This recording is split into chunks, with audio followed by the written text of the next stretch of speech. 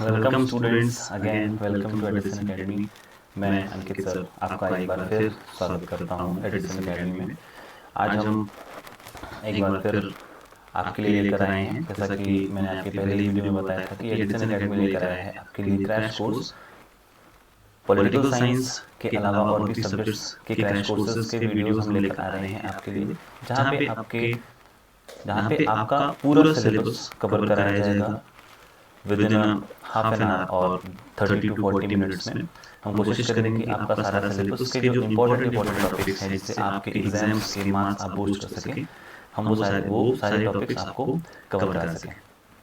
सो इसमें बेसिकली कौन कौन से सब्जेक्ट्स कवर होंगे? फिजिक्स कवर होगा, chemistry, biology, economics, geography, history, political science और बिजनेस स्टडीज। पॉलिटिकल साइंस और हिस्ट्री अभी नहीं ले रहा हूँ, आपके पास वीडियोस करीब टाइम टू टाइम पहुंचते जाएंगे। सो बने रहिएगा हमारे साथ। इसमें आपको फुल सिलेबस कवरेज मिलती है, डेली टेस्ट वाइक्यूज मिलेंगे, प्रिंटेड प्रोसीजर नोट्स मिलेगी जो आपके एग्जाम्स के लिए के में रिविजन्स के लिए इंपॉर्टेंट होगी, एंड आपके लिए डाउट सपोर्ट मिलेगा। अगर आप एनरोलमेंट करना चाहते हैं, एडिसन एकेडमी के साथ एनरोल होना चाह रहे हैं, जुड़ना चाह रहे हैं, तो कृपया कॉन्टेक्ट कीजिए इस नंबर पर, जो नंबर यहाँ पे आपकी स्क्रीन पे शो हो रहे हैं। हम शुरू करते हैं आज का चैप्टर जो कि है आपका chapter number 2, contemporary centres of power. देखिए लास्ट चैप्टर में हमने देखा था, जो फर्स्ट चैप्टर था, वहाँ पे हमने देखा था कि वहाँ पे क्या देखा था हमने वहाँ पे देखा था कि किस तरीके से ड्यूरिंग कोल्ड वॉर, ठीक है, कोल्ड वॉर के टाइम पे जो दो पावर्स थी, एक तरफ था आपका यूएसए और दूसरी तरफ था आपका यूएसएसआर, राइट। तो यूएसए और यूएसएसआर दो पावर्स के बीच काइंड ऑफ प्रॉक्सी वॉर चल रहा था, जिसको हम कोल्ड वॉर भी कहते हैं। ये कब तक चलता है? टिल 1991 तक चलता है।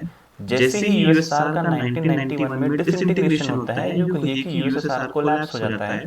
जैसे ही यूएसएसआर कोलैप्स होता है, यूएसएसआर का 15 न्यू सोवरेन कंट्रीज इमर्ज होकर आती हैं यूएसएसआर के डिसइंटीग्रेशन के बाद। ये हमने लास्ट लेक्चर में हमने यहाँ तक देख लिया था कि यूएसएसआर का जैसे ही डिसइंटीग्रेशन होगा, आपने देखा था कि 15 न्यू कंट्रीज क्या होंगी, इमर्ज होकर आती हैं। अब यूएसएसआर के डिसइंटीग्रेशन के बाद हमें ये समझना है कि जो फ्रॉम 1945 से लेकर 1991 तक का जो एरा था, उस एरा को मैंने आपको लास्ट क्लास में भी डिस्कस किया था और ये बताया था कि उस एरा को क्या बोलते हैं हम? उस एरा को बोला जाता है आपका बायपोलर एरा, ठीक है। क्यों? क्योंकि वहां पे सिर्फ दो ही पोल थे, मतलब ये मैंने आपको बताया था लास्ट क्लास में। एक तरफ था यूएसए और दूसरी तरफ था यूएसएसआर। वर्ल्ड जो पॉलिटिकल पावर था, पूरा जो वर्ल्ड ऑर्डर था, वर्ल्ड ऑर्डर कैसा था? बायपोलर था। नाउ आफ्टर 1991, जैसे ही यूएसएसआर का डिसइंटीग्रेशन होता है 1991 के बाद, वर्ल्ड पावर, या यूं कहिए कि वर्ल्ड का जो शिफ्ट है वो किस तरफ होगा? वर्ल्ड में एक ही सुपर पावर बची है, एंड वो कौन सी थी? वो यूएसए था। और वर्ल्ड का स्ट्रक्चर कैसा हो चुका है? वर्ल्ड का स्ट्रक्चर हो चुका है यूनिपोलर वर्ल्ड का स्ट्रक्चर हो चुका है, राइट। आपको चैप्टर 2 में यही पढ़ना है कि यूएसए के अलावा और कौन कौन सी कंटेम्परेरी सेंटर्स ऑफ पावर थी जो after 1991, after the disintegration of USSR के डिसइंटीग्रेशन के बाद यूएसए के अलावा और कौन कौन सी सेंटर ऑफ पावर पूरे वर्ल्ड में थी, जो काइंड ऑफ पावरफुल कंट्री बनकर पूरे वर्ल्ड में सामने आ रही थी, जो यूएस को चैलेंज कर सकते थे। मैं ऐसा नहीं कह रहा हूं कि कर ही देंगे, जो यूएस को चैलेंज कर सकते थे। आपको इस चैप्टर में वो पढ़ना है। मैंने आपको चैप्टर का ओवरव्यू दे दिया, मतलब बेसिकली आपको क्या पढ़ना है इस चैप्टर में। नेक्स्ट, ठीक है, तो आपको क्या पढ़ना है इस चैप्टर में आपने देख लिया है। जैसे आपको यूरोपियन यूनियन को देखना है, यूरोपियन यूनियन क्या था, ठीक है, यूरोपियन यूनियन कैसे बना, how European union was formed, ठीक है, फंक्शंस ऑफ यूरोपियन यूनियन, हमें इसके फंक्शंस देखने हैं, हमें इसके पावर्स देखने हैं। अब आपके लिए यूरोपियन यूनियन काफी इंपॉर्टेंट हो जाता है, आपकी नॉलेज के लिए भी एज वेल एज आपके एग्जाम्स के लिए भी। तो इससे किस तरह से क्वेश्चंस पूछे जाते हैं वो हमने अभी आगे डिस्कस करेंगे। आपको राइज ऑफ चाइना तो मतलब अगर आप न्यूज देखते हो तो हर महीने ना कहीं न्यूज में बना ही रहता है। इवन उसके अलावा अभी मेरा वीडियो आप जिस फोन में देख रहे हो वो भी कहीं ना कहीं चाइना से ओरिजिनेट हुआ है, उसके कुछ पार्ट्स कहीं ना कहीं चाइना में बने होंगे। इसके अलावा एक association of south east Asian Nations, ASEAN जिसको हम बोलते हैं, वो भी एक ग्रुप है, और कुछ अदर इमर्जिंग पावर्स भी हैं जो कि इमर्ज होकर आ रही थी आफ्टर द 1991। जैसे आपके सिलेबस में मतलब वैसा नहीं है, आपको सिर्फ जापान और साउथ कोरिया पढ़ना है, लेकिन उसके अलावा जैसे हो गया इंडिया हो गया, रशिया हो गया, इसके अलावा ब्राजील हो गया जो आपके साउथ अमेरिका में है, तो इस तरीके की कुछ अदर इमर्जिंग पावर्स भी आ रही थी। तो क्या हो रहा था, ग्लोबल जो डायनेमिक्स है, जो ग्लोबल आपका डायनेमिक्स है, ग्लोबल डायनेमिक्स शिफ्ट हो रहा है, moving beyond bipolarity towards multipolar order. देखिए अब मैं यहाँ पे आपको ये कह रहा हूँ कि 1991 से लेके टिल 2008 तक वर्ल्ड जो हमारा था वो वर्ल्ड हमारा था unipolar world, right. Unipolar world हम उसको बोलते हैं। यहाँ पे यूएसए ने अपनी पूरी तरीके से आधिपत्य की हेजेमनी जमा के रखी थी। 2008 के बाद से वर्ल्ड क्या हो चुका है, मल्टीपोलर हो रहा है। अब ये मल्टीपोलर क्यों, मल्टीपोलर हम उसको क्यों बोलते हैं, क्योंकि अगर आप एशिया में देखोगे तो चाइना एक तरफ है, इंडिया एक तरफ है, रशिया को भी हम मान लेते हैं, ठीक है। फिर साउथ ईस्ट एशिया में हम देखते हैं तो वहां पे वहां पे आपके आसियान नेशंस हैं, ठीक है। उसके अलावा आपका साउथ अमेरिका में ब्राजील है, अफ्रीका है, यूरोप में भी आप कई सारे सेंट्रल पावर बन चुके हैं। इसलिए हम इस वर्ल्ड को क्या बोलते हैं, इस वर्ल्ड को बोला जाता है मल्टीपोलर वर्ल्ड, ठीक है। तो आपको क्या समझना है, मैंने आपको ओवरव्यू दे दिया कि आपको इस चैप्टर में पढ़ना क्या है, ठीक है। ये स्लाइड उसी के लिए है कि आपको यूरोपियन यूनियन देखना है, आसियान समझना है, और rise of China, Chinese economy कैसे अराइज होती है आपको बेसिकली वो समझना है। एंड लास्ट कुछ आपके जैसे एडिशनल मेंशन भी दिए, जैसे इंडिया चाइना का रिलेशन कैसा है, जापान और साउथ कोरिया के बारे में आपको पढ़ना है, जो थोड़ा बहुत मैं आपको ओवरव्यू दूंगा। बेसिकली हमारा फोकस रहेगा यूरोपियन यूनियन पर, आसियान पर, और India China, rise of Chinese economy as well as India और चाइना के रिलेशन पर। हम स्टार्ट करते हैं यूरोपियन यूनियन से। यूरोपियन यूनियन का ओरिजिन कैसे, देखिए मैं आपको पहले ही बता देता हूँ कि ये जो हमारा क्रैश कोर्स है, ये क्रैश कोर्स में मेरा मोटिव और एडिसन एकेडमी का एम सिर्फ एक ही है कि आप अपने एग्जाम्स में जो पॉइंटर्स वाइज क्वेश्चंस, चाहे वो 2 मार्क्स हो, चाहे 4 मार्क्स हो, चाहे वो 6 मार्क्स हो, इन मार्क्स में जो पॉइंटर्स हम ऐड ऑन करते हैं, उन पॉइंटर्स आपको कभी याद रह जाएं, जिससे आपके एग्जाम्स में आप जाके वो लिख पाओ, ठीक है। इसलिए हम पीपीटी बना के, यूं कहिए कि पावर पॉइंट प्रेजेंटेशन के थ्रू आपको पॉइंटर्स वाइज डिस्कशन हम यहाँ पे करते हैं। सो एंड तक हमारे वीडियो को देखिएगा, बने रहिएगा हमारे वीडियो के साथ, और अपने दोस्तों के साथ जरूर शेयर कीजिएगा। I'll be assured you कि ये आपके एग्जाम्स में हेल्पफुल होगा, 100% हेल्पफुल होगा, ठीक है। तो हम स्टार्ट करते हैं यूरोपियन यूनियन से। यूरोपियन यूनियन का ओरिजिन कैसे होता है, यूरोपियन यूनियन का यूनियन अगर आप 1944 में जैसे ही वर्ल्ड वॉर सेकेंड का एंड होता है, यूरोप, पूरा जो यूरोप है वो पूरी तरीके से क्या हो चुका है, पूरे यूरोप में बेसिकली समझिए कि इकोनॉमिक क्राइसिस आ चुके हैं, ठीक है। यूरोप में क्या हो चुका है, इकोनॉमिक क्राइसिस आ चुका है। अब जब यूरोप में इकोनॉमिक क्राइसिस आया है, यूरोप के पास पैसे नहीं है, यूरोप के पास मनी नहीं है, इकोनॉमी यूरोप की पूरी तरीके से क्या हो चुकी है, खत्म हो चुकी है। यहाँ पे लिखा हुआ post world war 2 Europe face destruction. Destruction क्या, डिस्ट्रक्शन किस तरीके से, इकोनॉमिक डिस्ट्रक्शन आप बात कर लीजिए, बेसिकली मैं उसी की बात करूंगा अभी।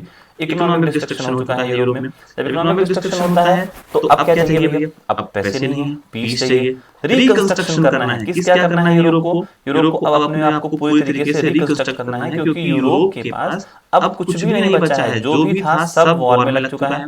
यूरोप ने अपना पूरा पैसा, पूरा रिसोर्सेज कहाँ लगा दिए हैं, वॉर में लगा दिए हैं। अब यूरोप को क्या करना है, सब कुछ रिकंस्ट्रक्ट करना है अगेन। तो हेल्प कौन करेगा, हेल्प करेगा यहाँ पे रिकंस्ट्रक्शन में यूएसए आएगा और यूएसए हेल्प करेगा, ठीक है। तो यूएसए, आप यूएसए किसको, यूएसए यूरोपियन जितनी भी इकोनॉमीज हैं उन सारी इकोनॉमीज को यूएसए इकोनॉमिक एड्स प्रोवाइड करेगा। इकोनॉमिक एड के थ्रू यूएसए क्या करेगा, मार्शल प्लान के थ्रू यूएसए यूरोपियन जितनी भी कंट्रीज हैं उनको इकोनॉमिक एड देगा, और यूरोपियन कंट्रीज को रिकंस्ट्रक्ट करने की क्या करेगा, कोशिश करेगा। अब इसी रिकंस्ट्रक्शन प्रोसेस में, आफ्टर द मार्शल प्लान, इसी रिकंस्ट्रक्शन प्रोसेस में यूएसए यूरोपियन जितनी भी कंट्रीज थी उनके बीच कॉपरेशन होता है, और जो पहला इकोनॉमिक कॉपरेशन होगा वो होगा 1948 में। अब समझिए कि वर्ल्ड वॉर 2 के बाद क्या हो रहा है, वर्ल्ड वॉर 2 के बाद सारी यूरोपियन कंट्रीज में क्या हो चुका है, डिस्ट्रक्शन हो चुका है, सारे रिसोर्सेज खत्म हो चुके हैं, इकोनॉमी खत्म हो चुकी है। तो अब उन्हें क्या चाहिए, अब उन्हें चाहिए पीस और रिकंस्ट्रक्शन करना है। सो यूएसए लेकर आता है 1948 का मार्शल प्लान, और जस्ट एक साल बाद 1949 में क्या होता है, OEEC करके एक इकोनॉमिक कॉपरेशन होता है बिटवीन यूरोपियन कंट्रीज। अब यहाँ पे जर्मनी का पूरा पार्ट नहीं है, आपको ये याद रखना है। ईस्ट जर्मनी नहीं है, ओनली वेस्ट जर्मनी के पास मार्शल प्लान जाता है। आपको ये फैक्ट याद रखना है कि वेस्ट जर्मनी ही मार्शल प्लान का करती है। मार्शल प्लान के थ्रू वेस्ट जर्मनी को हेल्प की जाती है, ईस्ट जर्मनी को नहीं की जाती है। क्यों नहीं की जाती है, क्योंकि ईस्ट जर्मनी उस टाइम पे किसके पास था, वो था आपके यूएसएसआर के पास। ये बहुत सिंपल सा फैक्ट है, जब हमने लास्ट क्लास में भी डिस्कस किया था। ठीक है, तो पहला इकोनॉमिक कॉपरेशन होगा कब होगा, वो होगा आपका 1948 में, सॉरी हाँ 1948 में होगा, जैसे ही मार्शल प्लान आता है उसके जस्ट बाद 1948 में यही इकोनॉमिक कॉपरेशन से हम थोड़ा सा अपग्रेड होते हैं। हम मतलब यूरोपियन यूनियन अपडेट होता है और क्या करता है, और करता है पॉलिटिकल कॉपरेशन। और इस पॉलिटिकल कॉपरेशन को क्या बोलते हैं, काउंसिल ऑफ यूरोप बोलते हैं। इकोनॉमिक कॉपरेशन OEEC याद रखिएगा। 1949 में होता है पॉलिटिकल कॉपरेशन यूरोपियन कंट्रीज के बीच, जिसको क्या बोला जाता है, काउंसिल ऑफ, माफ कीजिएगा, काउंसिल ऑफ यूरोप बना रहता है। अब इसी तो चल रहा था अच्छे से। 1957 में EEC करके ट्रीटी ऑफ रोम होती है। 1957 में होगा ट्रीटी ऑफ रोम, और इसमें यूरोपियन इकोनॉमिक काउंसिल बनाई जाएगी। यहाँ पे क्या बनाया जाएगा, यूरोपियन इकोनॉमिक काउंसिल बनाई जाएगी 1957 में। फाइनली 1992 में जाके ट्रीटी ऑफ मैस्ट्रिक्ट के थ्रू 1992 में यूरोपियन यूनियन बनेगा। 1992 में फाइनली यूरोपियन यूनियन बनाया जाएगा ट्रीटी ऑफ मैस्ट्रिक्ट के थ्रू। इसके पहले पहला इकोनॉमिक कॉपरेशन होता है OEEC 1948 में, पॉलिटिकल कॉपरेशन होता है काउंसिल ऑफ यूरोप 1949 में, यूरोपियन इकोनॉमिक काउंसिल बनाई जाती है 1957 में under the treaty of Rome, and 1992 में EU फॉर्म होता है ट्रीटी ऑफ मैस्ट्रिक्ट के थ्रू। आपको ये फैक्ट याद रखने हैं, यहाँ से होता है यूरोपियन यूनियन का ओरिजिन। अब आपको जो चीज ध्यान रखनी है कि यूरोपियन यूनियन पहली बात तो कोई एक कंट्री नहीं है, आपको ये ध्यान रखना है, ना ही ये कंट्री है, ना ही कोई एक नेशन है, और ना ही आप ऐसा कर सकते हो कि सारे नेशन स्टेट की कैरेक्टरिस्टिक्स भी इसमें नहीं है। ये एक यूनियन है, ये क्या है, एक संघ है। किसका यूनियन, किसका है, यूरोपियन कंट्रीज का। अब इसमें कितनी कंट्रीज है हमारे यहाँ पे डिस्कस करेंगे। ठीक है, किस तरीके से होगा, यूरोपियन कंट्रीज का क्या है, एक यूनियन है जहां पे सारे यूरोपियन कंट्रीज एक साथ आते हैं और क्या करते हैं, सारे अपने इश्यूज को, प्रॉब्लम्स को डिस्कस करते हैं और एक साथ मिलकर उससे उन प्रॉब्लम को का सॉल्यूशन निकालने की कोशिश करते हैं। फीचर्स ऑफ EU, ये आपके एग्जाम्स के लिए इंपॉर्टेंट हो सकता है, सो प्लीज इसको ध्यान से समझिएगा। फीचर्स ऑफ EU, क्या फीचर्स हैं यूरोपियन यूनियन के? पहला, begin as economic union, now becoming political. मैंने आपको बताया कि किस तरीके से इकोनॉमिक कॉपरेशन के थ्रू हुआ था। ऑब्वियस इकोनॉमिक एड देने की कोशिश करी थी मार्शल प्लान, यूएसए ने। इकोनॉमिक यूनियन कैसे स्टार्ट हुआ था, अभी पॉलिटिकल यूनियन बन चुका है। सारे political decision, social decision, economical decision European countries से कौन लेता है, यूरोपियन यूनियन लेता है। यूरोपियन यूनियन का अपना खुद का फ्लैग है, खुद की एंथम है, खुद की करेंसी है, खुद का पार्लियामेंट है। यूरोपियन यूनियन वर्क एज, आप ये समझिए कि ट्रांसनेशनल या फिर इंटरनेशनल, आप समझ लीजिए। ठीक है, तो इंटरनेशनल यूनियन जैसा फंक्शन करता है, अपना खुद का फ्लैग है, खुद की एंथम है, खुद की करेंसी है, उसी करेंसी को हम यूरो नाम से जानते हैं। पार्लियामेंट है, खुद का एक पार्लियामेंट यूरोपियन लगता है। इस पार्लियामेंट का एक हेड होगा, इस पार्लियामेंट के हेड को क्या किया जाएगा, इलेक्ट किया जाएगा, कुछ टाइम के लिए इलेक्ट किया जाता है। ये प्रॉपर तरीके से फंक्शन करते हैं अपने, इनके पास पावर होती है और इनकी पावर को मानना क्या होता है, कंपलसरी होता है जितनी भी यूरोपियन कंट्रीज होती हैं उनके लिए। ठीक है, अब यहाँ मैंने जैसे अभी लास्ट में आपको बताया था कि not a fully like a nation state because no common defence completely, कोई कॉमन डिफेंस पैक्ट किसी के बीच नहीं है, इसलिए काइंड ऑफ इसे नेशन स्टेट हम नहीं कहते हैं। ये यूरोपियन यूनियन का फीचर हो गया। नेक्स्ट स्लाइड में चलते हैं। ईयू के पास पावर कैसी है, किस तरीके की पावर है। तो पावर को आप डिफरेंट एस्पेक्ट्स में डिवाइड कर सकते हो। जब आपके पास पावर का फंक्शन अगर आप लिखते हो तो जब आपके पास एग्जाम में क्वेश्चन आते हैं। ठीक है, तो पहला हम समझते हैं इकोनॉमिक पावर। इकोनॉमिक पावर मतलब उसकी जीडीपी कितनी है। Approx as per data 2024 19.35 trillion dollar economy है ईयू की, अप्रॉक्स बता रहा हूं। अब वहीं पर अगर आप यूएसए को देखोगे तो यूएसए इससे थोड़ा सा ही ज्यादा है, अप्रॉक्स मुझे अच्छे से याद तो नहीं है, पर it something something 25 plus trillion dollar है। अब एक बार आप चेक कर लीजिएगा, मुझे याद नहीं है पीछे से, ठीक है। तो ईयू की इकोनॉमी आपने देख ली कितनी है, 19.35 ट्रिलियन डॉलर, ठीक है। Euro challenges dominance of dollar, economic power है यूरोपियन यूनियन की कि डॉलर के डोमिनेंस को यूरोपियन यूनियन की करेंसी कंटिन्यूअसली चैलेंज करता है। देखो मैं आपको सिंपल सा एग्जांपल देता हूं। अभी अगर आप 1 रुपए के मुकाबले डॉलर का रेट देखोगे तो ये समथिंग और समथिंग में ऊपर नीचे करके 85 टू 90 के बीच चल रहा है। लेकिन अगर मैं 1 रुपए के मुकाबले यूरो की प्राइस बताऊं तो ये 100 प्लस है, 100 प्लस, ठीक है। तो ये आप समझ सकते हैं कि यूरोपियन यूनियन की जो करेंसी है वो कितनी स्ट्रांग है। आपको बस इस चीज से आइडिया लग सकता है कि यूरो जो कंटिन्यूअसली चैलेंज करता है किसको, डॉलर को, and that is the power of European union. At last large share in the world trade, more than USA. World trade में किसका सबसे ज्यादा शेयर है, यूरोपियन यूनियन का, बिकॉज यूरोपियन यूनियन में 27 कंट्रीज हैं। जब आप देखते हो तो 27 टू 28 कंट्रीज हैं यूरोपियन यूनियन में, और जब इन सारी यूरोपियन यूनियन की कंट्रीज को एक साथ मिलाकर, उनके ट्रेड को मिलाकर, उनकी जीडीपी को मिलाकर क्या किया जाएगा, काउंट किया जाता है, तो ये किससे, यूएसए से भी ज्यादा हो जाता है। And that is the power, that is the economic power of European union. Next हम बात करते हैं पॉलिटिकल एंड डिप्लोमेटिक पावर की। तो पॉलिटिकल एंड डिप्लोमेटिक पावर देखोगे तो diplomatic power in international level, France एक मेंबर है किसका, इंटरनेशनल लेवल पर अगर आप देखोगे तो फ्रांस किसका मेंबर है, फ्रांस यूरोपियन यूनियन का मेंबर है, एज वेल एज फ्रांस किसका मेंबर है, France UNSC, United nation security council. जो यूएन, यूनाइटेड नेशन का एक क्या है, यूनाइटेड नेशन की एक बॉडी है, एक ऑर्गन है यूएनएससी। यूएनएससी का परमानेंट मेंबर है कौन, फ्रांस। और ये इंपैक्ट करता है, या ये क्या करता है, ये शो करता है ईयू की diplomatic as well as political power को, कि वर्ल्ड में इंटरनेशनल ऑर्गेनाइजेशन में EU is playing important role, और इंपॉर्टेंट ये कह सकते हैं कि एक पावरफुल रोल प्ले कर रहा है European union in an international level. Next, EU influences the US policy, examples Iran nuclear issue. अब अभी का एग्जांपल आपको, रिसेंट एग्जांपल अगर आपने पढ़ा होगा वैसे न्यूज़ में, तो रिसेंट एग्जांपल्स अगर हम समझते हैं तो अभी इजराइल वर्सेस पैलेस्टीन की वॉर चल रही है। अब इस इजराइल पैलेस्टीन की वॉर में अगर आपने देखा होगा तो USA continuously supporting to Israel, but EU की कुछ ऐसी कंट्रीज भी हैं जो इजराइल को सपोर्ट नहीं कर रही हैं।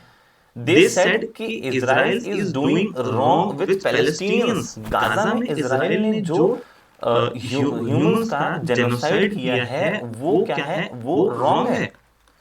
वो जेनेवा जो कन्वेंशन है हमारा, जेनेवा कन्वेंशन के अगेंस्ट है कि वॉर के टाइम पे आप किसी भी पर्सन को डायरेक्टली हिट नहीं कर सकते हो, जो कि इजराइल पैलेस्टीन वॉर में इजराइल डायरेक्टली पैलेस्टीनियंस को हिट कर रहा है, वहां के बच्चों को मार रहा है। Although USA supported, but European union की कंट्रीज उसको सपोर्ट नहीं कर रही हैं। So that's why it's an example कि ईयू इन्फ्लुएंस कर सकता है किसको, यूएस की पॉलिसीज को, और यूएस के अगेंस्ट भी जा सकता है, राइट।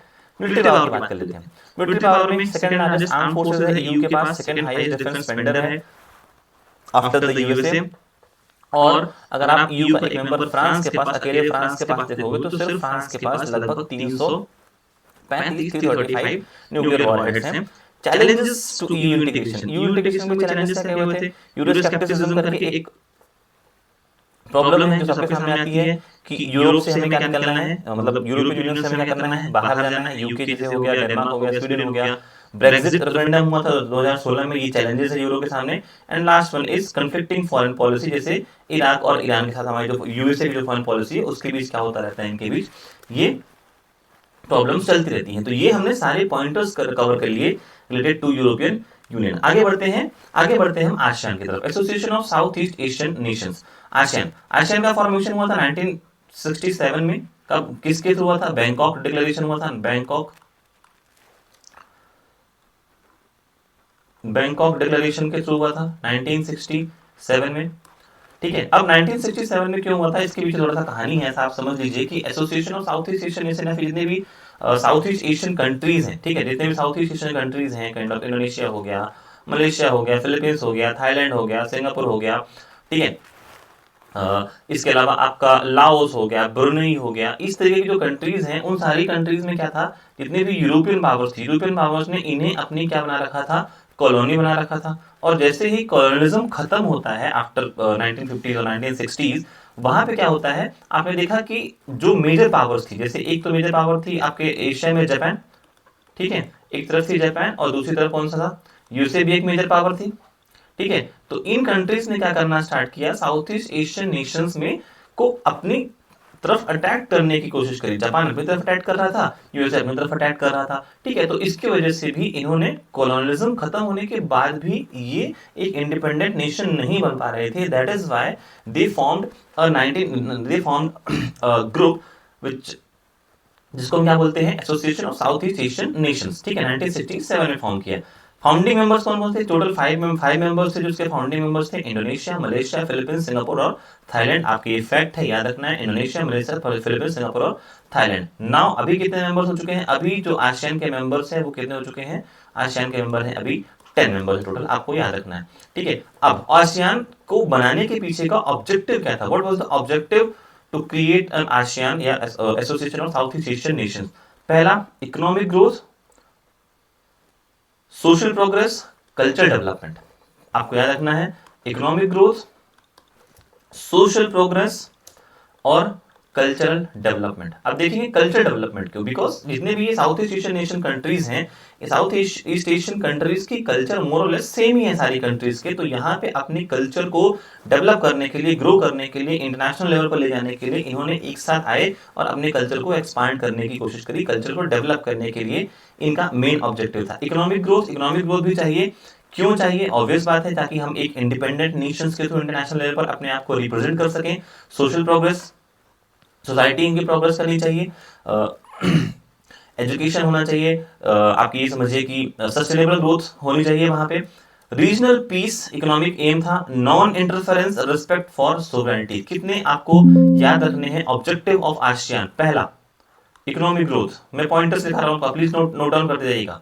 दूसरा, सोशल प्रोग्रेस। तीसरा, कल्चरल डेवलपमेंट। चौथा, रीजनल पीस। पांचवा, नॉन इंटरफेरेंस। छठवां, रिस्पेक्ट फॉर सोवरेनिटी। ठीक है, ये 6 ऑब्जेक्टिव्स थे आसियान नेशंस के, आसियान जो ग्रुप था वो बनाने के लिए। 6 ऑब्जेक्टिव्स, पहला economic growth, social progress, culture development, regional piece, non interference और रिस्पेक्ट ऑफ सोवरेनिटी आपको याद रखना है। उसके बाद द आसियान वे करके एक क्वेश्चन आता है कि द आसियान वे एक्चुअली में है क्या। ये इनफॉर्मल होता है, कोऑपरेटिव होता है, नॉन कन्फ्रंटेशनल है और रिस्पेक्ट फॉर सोवरेनिटी। बस आपको ये 4 पॉइंट्स याद रखने हैं। ये आसियान का काइंड ऑफ मैप है, आपको याद रखना हो तो आप बिल्कुल याद रख सकते हैं आसियान का मैप। ठीक है, आगे बढ़ते हैं हम। आसियान कम्युनिटी, आसियान ने अपने आप को एक्सपांड करते हुए 2003 में आसियान कम्युनिटी बनाई और इस कम्युनिटी के 3 पिलर है। पहला पिलर है आपका सिक्योरिटी कम्युनिटी, दूसरा पिलर है इकोनॉमिक कम्युनिटी, तीसरा pillar socio cultural community. Basically ASEAN ने क्या कर दिया, अपने ग्रुप के अंदर कम्युनिटी बना दी, सिक्योरिटी कम्युनिटी, जो आसियान में सिक्योरिटी रिलेटेड जितने भी आसियान के फंक्शन होंगे ये कम्युनिटी देखती है। दूसरा आता है इकोनॉमिक कम्युनिटी, इकोनॉमिक प्रोग्रेस, ठीक है, इकोनॉमिक प्रोग्रेस ये जो ये कि रिलेटेड टू इकोनॉमी, आसियान में किस तरीके से इकोनॉमी रखनी है, क्या इकोनॉमिक पॉलिसीज बनाया जा सकता है, ये सारी ये पर्टिकुलर कम्युनिटी देखेगी। एंड सोशियो कल्चर से रिलेटेड जो भी फंक्शंस होंगे वो ये पर्टिकुलर कम्युनिटी हैंडल करती है। दैट्स व्हाई 3 पिलर है, याद रखिएगा, इकोनॉमिक कम्युनिटी एंड स्ट्रेंथ के 3 पिलर हैं, economic ASEAN security community, economic community और सोशियो कल्चर कम्युनिटी। आसियान की स्ट्रेंथ क्या है, सबसे पहली बात आपको ध्यान रखना है कि आसियान कंट्रीज जो है वो फास्टेस्ट ग्रोइंग इकोनॉमीज हैं हमारी पूरे among the fastest growing economies almost पूरे वर्ल्ड की। इसके अलावा आसियान कंट्रीज के बीच क्या है, फ्री ट्रेड एरिया उन्होंने बना रखा है, आपस में एफटीए कर रखा है, एफटीए साइन कर रखा है। आसियान रीजनल फोरम्स, एआरएफ बना रखा है आसियान ने रीजनल सिक्योरिटी के लिए, या फिर ये कहिए कि रीजनल फोरम डिस्कशन के लिए, रीजनल डिस्कशंस के लिए फोरम्स बना रखे हैं, जिसको एआरएफ बोलता है, और India is a part of ARF. फिर आता है आपका इंडिया के थ्रू कैसे डिस्कशन है, तो इंडिया ने लुकीज पॉलिसी 1990s में लाई थी। एक्टिव पॉलिसी के थ्रू इंडिया आसियान की तरफ क्या कर रहा है, अपना कंटिन्यूसली सपोर्ट कर रहा है, ताकि आसियान और इंडिया के जो नेशन आपके रिलेशंस हैं वो स्ट्रेंथन होते रहें। और 2010 में इंडिया ने कोशिश भी करी थी कि इंडिया और आसियान के बीच एफटीए साइन हो जाए, ऑल्दो अभी तक साइन नहीं हो पाया है बिकॉज ऑफ सम रीजंस, वो रीजन हम कभी फ्यूचर में डिस्कस करेंगे। नेक्स्ट आता है आपका rise of China as an economic power. China economic power rise होती है। देखिए चाइना हमारा पड़ोसी मुल्क हमें हमेशा परेशान करता रहता है, आपने न्यूज सुनते रहे होंगे, कभी बॉर्डर पर, ठीक है, कभी हमारे जेब में आपके फोन, आपके पास फोन है सॉरी, ठीक है, कभी हमारी दिवाली में परेशान करता है, कभी कोई सा ऐप लॉन्च करके हमें परेशान करता है, टिकटॉक आपको अच्छे से याद होगा, आप सबका फेवरेट, ठीक है। तो इस तरीके के एप्लीकेशंस लॉन्च करके इस तरीके की बॉर्डर में परेशान करता रहता है, ठीक है। तो चाइना हमारा क्या है, चाइना हमारा बहुत अच्छा दोस्त हुआ करता था, ऐसा हम मानते हैं। जब चाइना स्टार्टिंग में क्या हुआ था, जब चाइना इंडिपेंडेंट हुआ था आफ्टर 1949, आफ्टर नहीं, 1949 में ही चाइना जब इंडिपेंडेंट होता है, आफ्टर द आप ये समझिए कि कम्युनिस्ट रेवोल्यूशन या फिर चाइनीज रेवोल्यूशन 1949 में खत्म होता है, और उसी चाइनीज रेवोल्यूशन के बाद चाइना क्या होता है, इंडिपेंडेंट नेशन बनता है। इंडिपेंडेंट नेशन बनने के बाद India was the first non communist country जिसने चाइना को रिकॉग्नाइज किया था as a country, as a nation, ठीक है।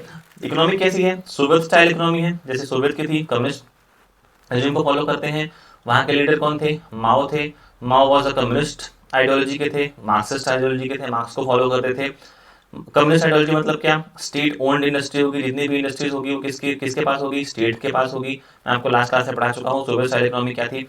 एंड और क्या है, और आपने देखा कि धीरे धीरे ग्रोथ होते हैं। चाइना में क्या होती है, चाइना ने चूंकि आफ्टर द 1949 कम्युनिस्ट आइडियोलॉजी को अडॉप्ट किया, तो वहां पे क्या हुआ, वहां पे स्लो प्रोग्रेस होती है, ऑब्वियस है, मतलब हमेशा जैसे कि यूएसएसआर में हुई थी उसी तरीके की स्लो प्रोग्रेस होती है जैसे यूएसएसआर में हुई थी।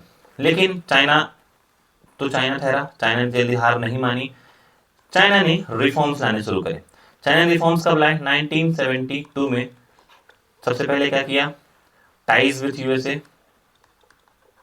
यूएसए के साथ चाइना ने क्या किया, टाइज किया, नए स्ट्रेंथन अपने विजिट पे आए थे। उस टाइम पे जो यूएसए के प्रेसिडेंट थे वो चाइना विजिट पर आए थे, चाइना के प्रीमियर यूएसए विजिट पर गए थे। 1973 में जाओ एन लाई ने क्या किया, मॉडर्नाइजेशंस के लिए ओपन कर दिया, चाइना की इकोनॉमी को ओपन कर दिया जाओ एन लाई ने। और 1978 में डेंग जियाओपिंग ने ओपन डोर पॉलिसी को क्या किया, अडॉप्ट कर दिया। तो इस तरीके से कुछ रिफॉर्म्स किए गए थे चाइना में, जिसकी वजह से चाइना आज हमें इकोनॉमिक पावर देखने के लिए मिलता है। 1978 में चाइना ने ओपन डोर पॉलिसी को अडॉप्ट किया, हमने अडॉप्ट किया 1991 में ओपन डोर पॉलिसी। इसीलिए हम चाइना से आज भी लगभग 20 साल पीछे हैं, ऐसा जनरली कहा जाता है, ठीक है।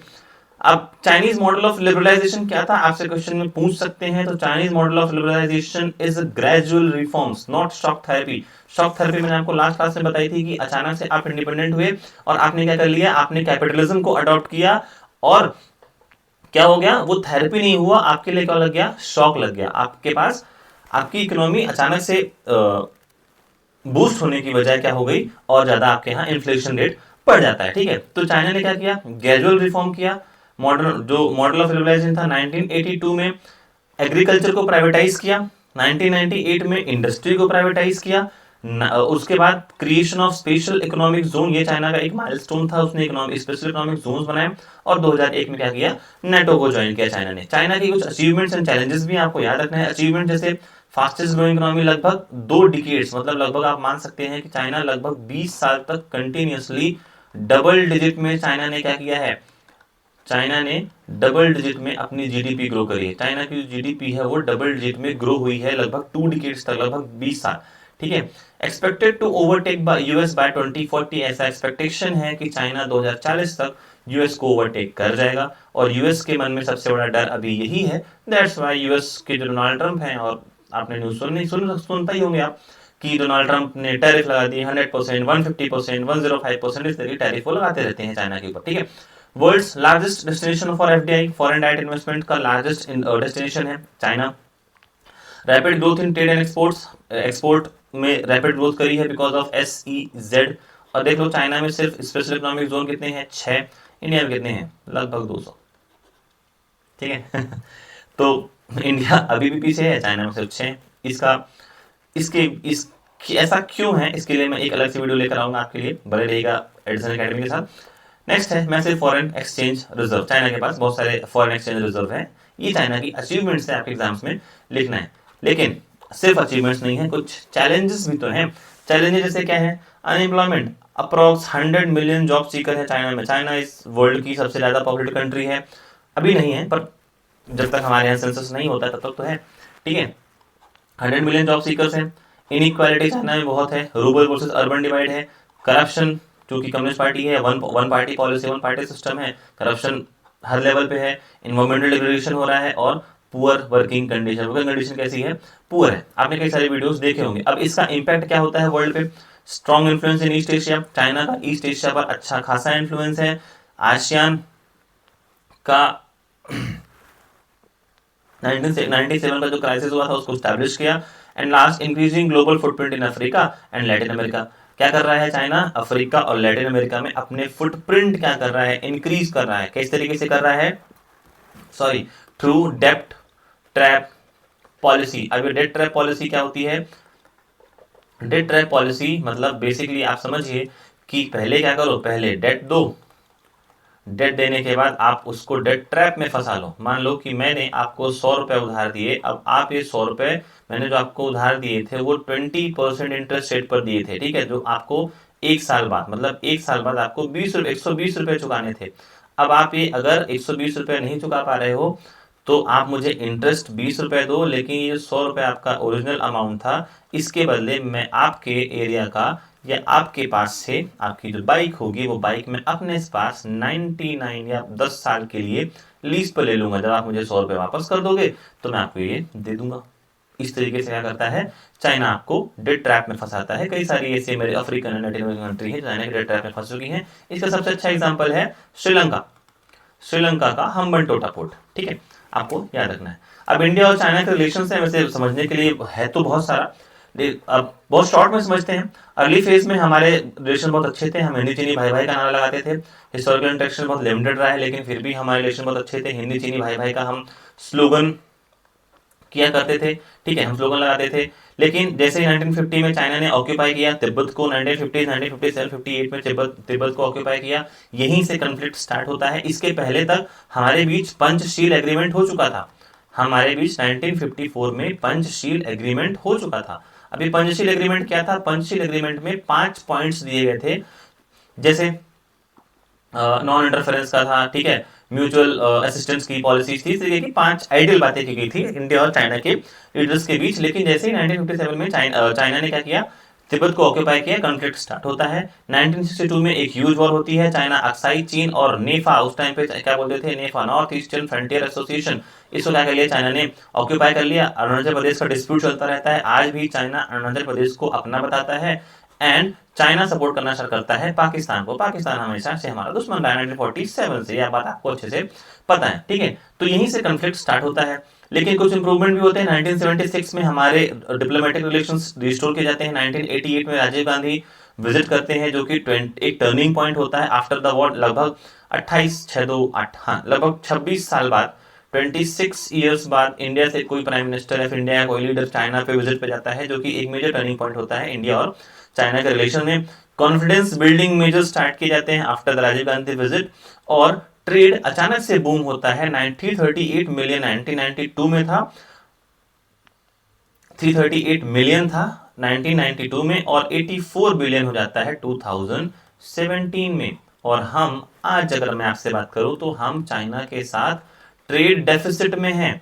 अभी ट्रेड डेफिसिट क्या होता है इकोनॉमिक्स क्लास में डिस्कस करेंगे, ठीक है। चलिए नेक्स्ट आते हैं, कुछ रिसेंट टेंशन भी हैं, हमेशा से बनी रहती हैं, जैसे बॉर्डर क्लैशेस हमारे साथ होते रहते हैं। गालवान घाटी, आपने अगर नाम सुना होगा, गालवान पे, अक्साई चीन पे, अरुणाचल प्रदेश पे, सिक्किम पे, ठीक है, लद्दाख वाले एरिया में इस तरह के बॉर्डर क्लैशेस होते रहते हैं चाइना के साथ। China Pakistan economic corridor, China का एक BRI करके एक प्रोजेक्ट है जिसे हम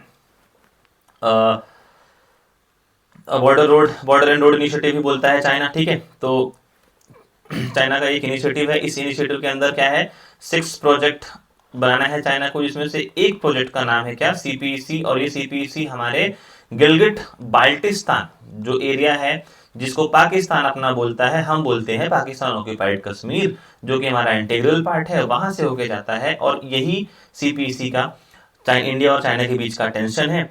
और China blocking India in UNSC, international level पर चाइना इंडिया को ब्लॉक करता है UNSC में परमानेंट मेंबरशिप मिलने से, चाइना हमेशा मना करता है। नेक्स्ट हम आते हैं जापान एंड साउथ कोरिया पे। जापान एंड साउथ कोरिया एक एडिशनल सेंटर ऑफ पावर रहे हैं। जापान थर्ड लार्जेस्ट इकोनॉमी रहा है, हाईटेक इंडस्ट्री है, मेंबर ऑफ G7 है। Japan is the only Asian country जो मेंबर ऑफ G7 कंट्री है। वेरी लो मिलिट्री स्पेंडिंग है, लगभग 1% ऑफ GDP में मिलिट्री स्पेंडिंग करता है, फिर भी वर्ल्ड की लार्जेस्ट इकोनॉमी में से आता है। सिक्योरिटी अलायंस विद USA के साथ रखता है। कुछ एग्जाम्स, साउथ कोरिया उतना इंपॉर्टेंट नहीं है, 11th लार्जेस्ट इकोनॉमी है, जो आपका ह्यूमन इंडेक्स है उसमें हमेशा ऊपर रहता है। साउथ कोरिया कुछ मेजर ब्रांड्स हैं जो वर्ल्ड लेवल पे काफी अच्छे हैं, जैसे आपका सोनी हो गया, सॉरी LG हो गया, Hyundai हो गया, सैमसंग हो गया, ये सब साउथ कोरियन ब्रांड्स हैं, आपको बस याद रखना है, ठीक है। तो ये कुछ मेजर सेंट्रल पावर्स हैं जो US के अलावा भी वर्ल्ड लेवल पे क्या है, इन्फ्लुएंस करते हैं वर्ल्ड की पॉलिसीज को। अब आपके लिए कुछ क्वेश्चंस में लेकर आया था यहाँ पे, एग्जाम फोकस क्वेश्चंस हैं, जैसे why China grew fast. China grew fast क्यों हुआ, बिकॉज ऑफ सम रीजंस। पहला रीजन है, देखिए चाइना के ग्रू होने के पीछे कुछ रीजंस हैं। पहला रीजन क्या है, पहला है आपका इकोनॉमिक रिफॉर्म्स, दूसरा है आपका SEZ special economic zone, export led growth, चाहे हमें एक्सपोर्ट ज्यादा करना है, इंपोर्ट कम करना है, ह्यूज लेबर सप्लाई, चाइना ने चीप लेबर को सप्लाई किया, and last one is FDI का इनफ्लो। चाइना ने क्या किया, फॉरेन डायरेक्ट इन्वेस्टमेंट को कंटिन्यूअसली इनफ्लो एंड आउटफ्लो करता रहा। नेक्स्ट क्वेश्चन बनता है why ASEAN succeeded. ASEAN succeed क्यों हुआ, पहला reason because of avoid military conflicts. ASEAN nations ने अपने बीच उसके जो भी मिलिट्री कन्फ्लिक्ट्स थे उसको क्या किया, उसको अवॉइड किया, ठीक है। दूसरा उसने फोकस किया इकोनॉमिक कॉपरेशन पर, ठीक है, आपस में कॉपरेट करा, ना कि आपस में लड़ते रहे, जैसे इंडिया पाकिस्तान आपस में लड़ते रहते हैं। दूसरा आसियान वे की वजह से, and last no dominance by big power. कुछ और क्वेश्चंस भी हैं जो मैं आपके लिए लेकर आया हूं, प्लीज एक बार आप लास्ट तक इन वीडियो को देख लीजिए। जैसे कुछ ऑब्जेक्टिव टाइप क्वेश्चंस हैं, किस टाइप के क्वेश्चंस बन सकते हैं आपके एग्जाम्स में इस पर्टिकुलर सब्जेक्ट चैप्टर से, कि what does the ASEAN way mean. ASEAN way का मतलब क्या है, informal cooperative non confrontational interaction, ये ऑब्जेक्टिव टाइप क्वेश्चन में पूछ सकता है। व्हिच ट्रीटी क्रिएटेड EU को किस ट्रीटी ने क्रिएट किया, 1992 की treaty of maastricht। Who introduce the 4 modernisations, ज़ोंग एनलाई ने किया था, चाइना में हुआ था, आपको ये ध्यान रखना है, ठीक है। And in which year China adopted WTO 2001 में। ऑब्जेक्टिव टाइप क्वेश्चंस में इस टाइप के क्वेश्चंस पूछे जा सकते हैं। 2 मार्क्स के क्वेश्चंस आपके लिए दिए गए हैं, मैंने आपके लिए आंसर्स भी लिखे हैं, आप इन क्वेश्चंस का आंसर देने की कोशिश कीजिएगा, आंसर्स राइट डाउन कीजिएगा, ठीक है। मैंने पॉइंटर्स लिख दिए हैं कि why was the ASEAN formed in 1967, economic growth के लिए, सोशल प्रोग्रेस के लिए, कल्चर डेवलपमेंट के लिए, रीजनल पीस के लिए, ठीक है, कोल्ड वॉर इन्फ्लुएंस को रिड्यूस करने के लिए, कन्फ्लिक्ट्स को अवॉइड करने के लिए। Any 3 features of the European union, कोई 3 फीचर्स यूरोपियन यूनियन के बताइए। पहला क्या हो सकता है, उसकी खुद की करेंसी है, खुद का एंथम, खुद का फ्लैग, खुद का पार्लियामेंट, इकोनॉमिक सुपर पावर है, फ्रांस के पास परमानेंट मेंबरशिप है। चाइना ने किस तरीके से रिफॉर्म्स किए आफ्टर 1978, मार्केट इकोनॉमी को ग्रेजुअली रिफॉर्म किया, प्राइवेटाइज किया एग्रीकल्चर को 1982, इंडस्ट्रीज को 1998 में, स्पेशल इकोनॉमिक जोन क्रिएट किए to attract foreign investment. 6 marks questions भी मैं आपके लिए लेकर आया हूं।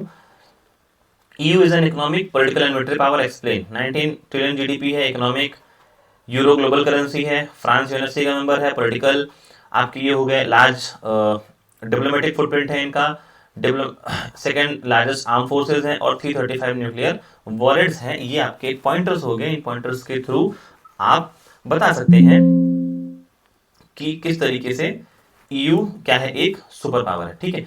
तो ये क्या था, ये यूनिट चैप्टर 2 का पूरा क्रैश कोर्स मैंने आपको बता दिया, चैप्टर 2 का रिवीजन मैंने आपको करा दिया। अब देखिए मैंने ये पॉइंटर्स देने के पीछे रीजन है ताकि आप इन पॉइंटर्स को याद करके अपने एग्जाम्स में यूज कर सकें। ठीक है, तो हमारे इस वीडियो को शेयर कीजिएगा अपने दोस्तों के साथ, चैनल को सब्सक्राइब कीजिएगा, वीडियो लाइक कीजिएगा।